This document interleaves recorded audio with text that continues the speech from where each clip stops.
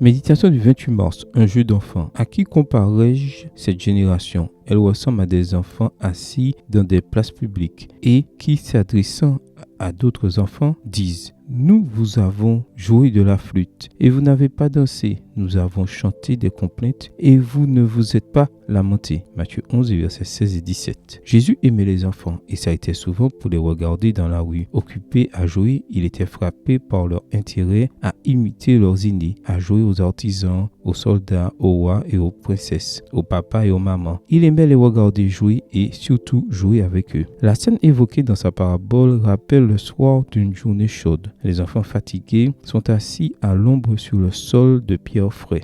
Un groupe aimerait jouer davantage. Devrions-nous jouer au mariage? Demande-t-il. Et ils entament une ronde animée en imitant les flûtes du cortège nuptial. Les autres doivent danser sur la musique aussi longtemps qu'elle dure, comme le veut le jeu. Mais les autres enfants ne bougent pas. S'ils n'ont pas envie de jouer au mariage, joueront aux enterrements. Et les enfants enjoués commencent à chanter une mélopée funèbre bien connue. En attendant que l'autre groupe se mette à imiter le rythme syncopé des pleureuses, en pleurant et en se frappant la poitrine, toutefois les autres n'ont pas envie de jouer à ce jeu non plus. Tous finissent par être blasés et insatisfaits. Les uns parce que toutes les propositions les ennuient, les autres parce que leurs amis ne veulent pas jouer à leur jeu. Le maître s'inspire de cette scène enfantine pour tenter de transmettre une importante leçon spirituelle aux pharisiens et aux docteurs de la loi qui ont rendu nul à leur égard le dessein de Dieu. Luc 7, verset 30. Cette génération privilégiée, témoin de l'accomplissement des promesses messianiques, résiste non seulement aux invitations du précurseur, mais aussi à celles du Messie